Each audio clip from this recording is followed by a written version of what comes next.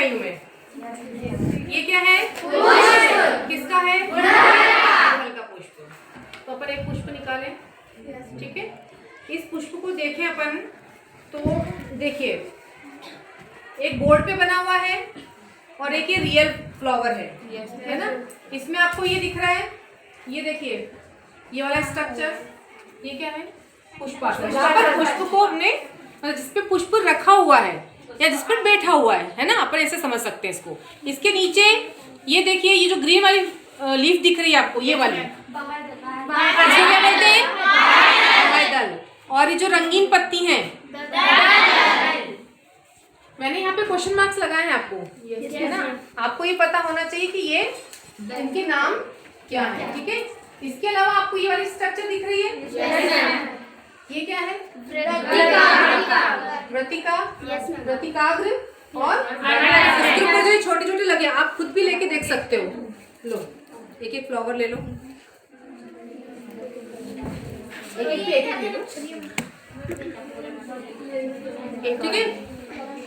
Yellow colour के जो दिख रहे हैं आपको, ये क्या है?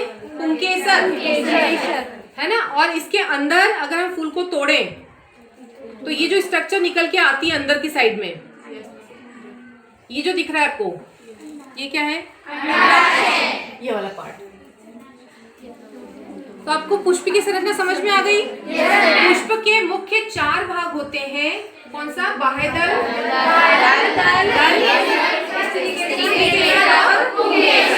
ये आपको सबको समझ में आ गया, है ना। अब बात आती है कि परागण क्या होता है ना। पुष्प में परागण की क्रिया होती है। क्या होता है परागण में? कि पुष्प के पुंकेसर से पराग कण निकलकर पुष्प के वर्तिकाग्र पर पहुंचने की जो घटना होती है, उसको हम क्या कहते हैं? परागण या पॉलिनेशन कहते हैं, ठीक है। परागण 2 प्रकार का होता है, स्वपरागण और परपरागण, ठीक है। स्वपरागण मतलब एक ही पुष्प में पुंकेसर से पराग कण निकलकर वर्तिकाग्र पर पहुंचते हैं उसी पुष्प में, है ना। ऐसे पुष्प को क्या बोलते हैं हम? उभयलिंगी, है ना, या द्विलिंगी पुष्प कहते हैं, जिसमें नर जननांग और मादा जननांग एक ही में उपस्थित होते हैं। तो जब एक ही पुष्प में एक क्रिया होती है तो हम इसको क्या बोलते हैं? स्वपरागण कहते हैं। और अगर अलग अलग पुष्प में, लेकिन जाति एक ही होनी चाहिए, एक जाति के एक पुष्प से परागकण निकल के उसी जाति के दूसरे पुष्प के वर्तिकाग्र पर पहुंचते हैं, तब उसे हम क्या कहते हैं? परपरागण। इस प्रकार से परागण कितने प्रकार का हुआ? 2 प्रकार, स्वपरागण और परपरागण, ठीक है। जैसे गुड़हल के पौधा, जैसे गुड़हल का जो फूल है, हिबिस्कस रोजा, है ना, इसमें क्या है? आप देखिए इसमें क्या होगा? इसमें क्या होगा? परपरागण होगा कि स्वपरागण होगा? स्वपरागण। क्यों? क्योंकि यह फूल क्या है? द्विलिंगी पुष्प। इसमें मादा जननांग भी इसी में है और नर जननांग भी इसी में है, मतलब इसी के परागकण इसी के वर्तिकाग्र पर पहुंचेंगे, ठीक है।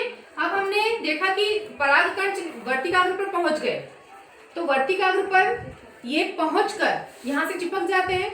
यहाँ से क्या होगा? फिर उस परागकण में क्या होगा? अंकुरण होगा और एक पराग नली बनेगी। उस परागकण में एक नर युग्मक होता है ना, नर केंद्रक होता है, जो उस नली के द्वारा क्या होता है?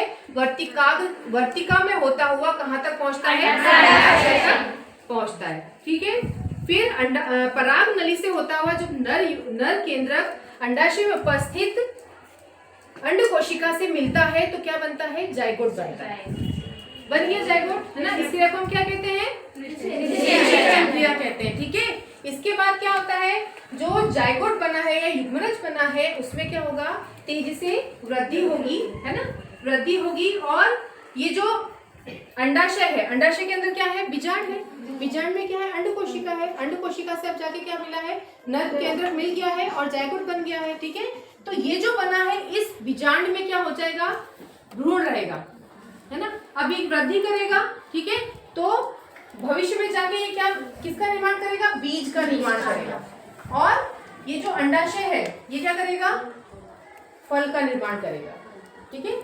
आप देखिए, अपन सेब फल खाते हैं, है ना।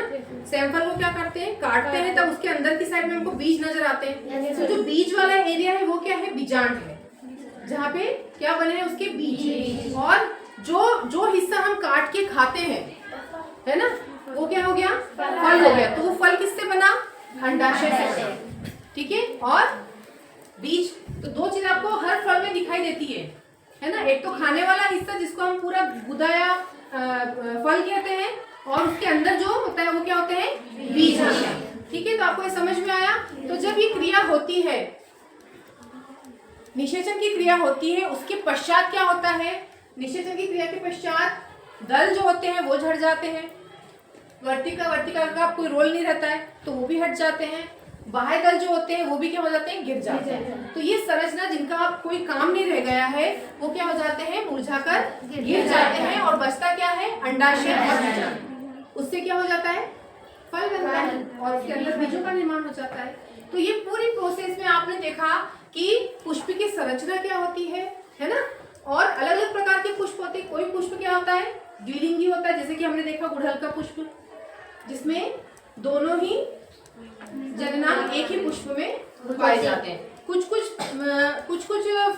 क्या होते हैं, एक पौधा क्या होता है, नर पुष्प वाला होता है, और दूसरा पौधा मादा पुष्प वाला होता है। तो नर पुष्प से किसी भी माध्यम से, माध्यम क्या क्या हो सकते हैं, पानी हो सकता है, कीट हो सकता है, वायु हो सकती है, ठीक है। मेरे पास ये देखिए एक प्रोजेक्ट है ना, इसमें ही देखिए क्या है, पुष्प लगे हैं, आपको दिख रहा होगा, ठीक है। मान लीजिए मेरे पास ये तितली है, ठीक है। ये तितली कहीं से आई, उड़कर आई, इस फ्लावर पे बैठी, है ना, यहाँ पर बैठी, यहाँ से इसने परागकण लिए, और यहाँ से उड़ते उड़ते कहाँ जाएगी, दूसरे पुष्प पे जाएगी, और जैसे ही वहां पर बैठती है ना, ठीक है। ये देखिए, दिख रहा है आपको,